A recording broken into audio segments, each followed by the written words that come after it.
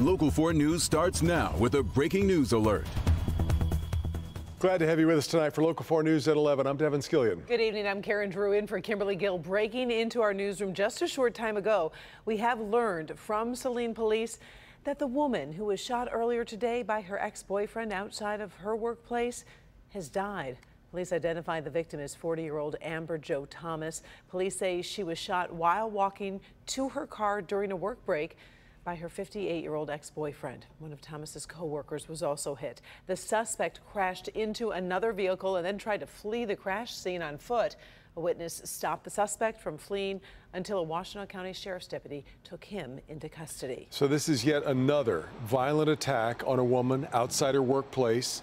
It is again raising questions about what feels like an epidemic of intimate partner violence in Metro Detroit. Now, we know domestic violence is prevalent everywhere, but in May alone, we covered the murders of at least 3 women, all allegedly killed by their exes. Each one, according to police, targeted, hunted down, and eventually shot to death. According to the Michigan Uniform Crime Code, over 100 domestic violence-related homicides happen in Michigan every year. And 1 out of 4 women will be abused by a current or former partner at one point in their lives. One of the tools used by law enforcement to help keep victims of domestic violence safe is a personal protection order. But as we saw in Saline today, they don't guarantee someone's safety. Our Jacqueline Francis joins us now with a closer look at what survivors are saying needs to change. Jacqueline. Talking with the survivor gave some much-needed perspective on what it's like to be in their shoes. I asked her about personal protection orders. Here's what she had to say. I'm gonna hold this piece of paper up to you and say, leave me alone, and you got a gun and you out of your mind right now and you just pull the trigger. What's that piece of paper gonna do? Jasmine Bearmore is a domestic violence survivor, now an advocate for the cause. She talks about the barriers for getting a personal protection order. The whole process is discouraging. You know, everything is a system. It's a system. It's a system. All this red tape is in place for everything.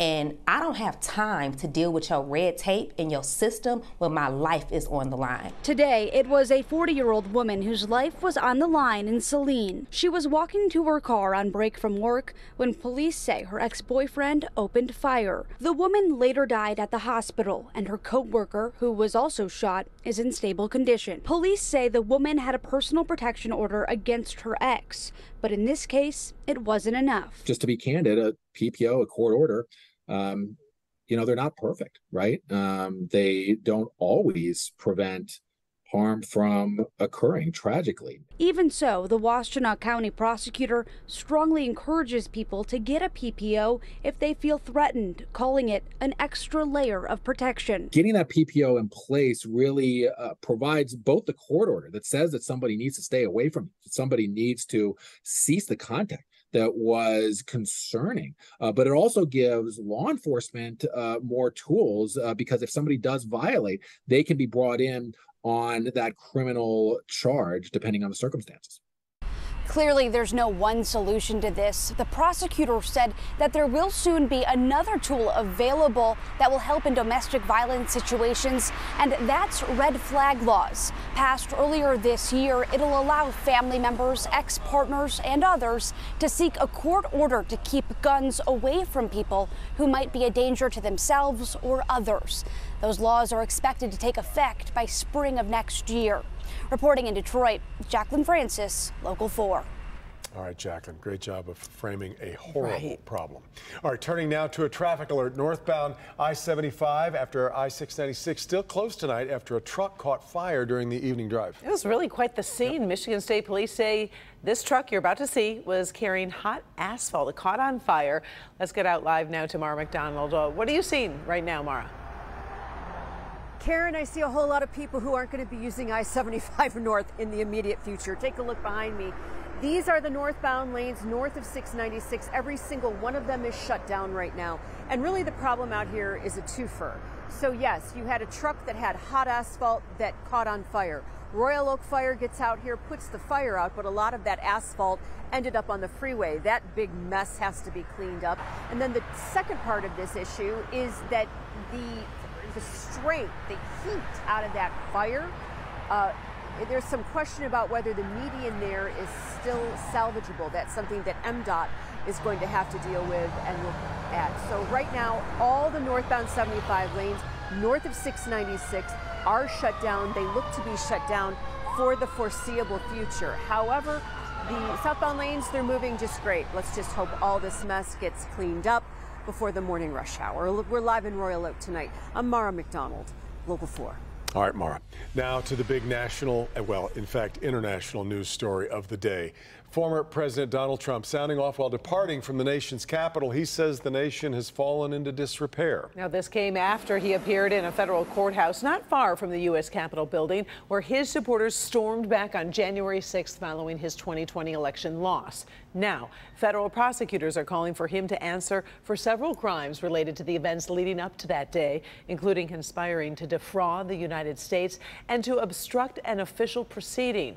Michigan Secretary of State Jocelyn Benson spoke today on the indictment and says that all revolves around the former president's lies.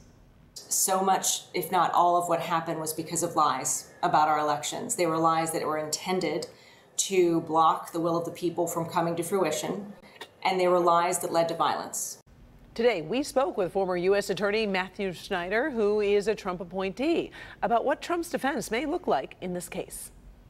Why this is defensible is because President Trump took the advice of other lawyers, because other people were telling him, look, there's a shot here. You could win. You could get Mike Pence to throw this out. It's feasible. It's lawful.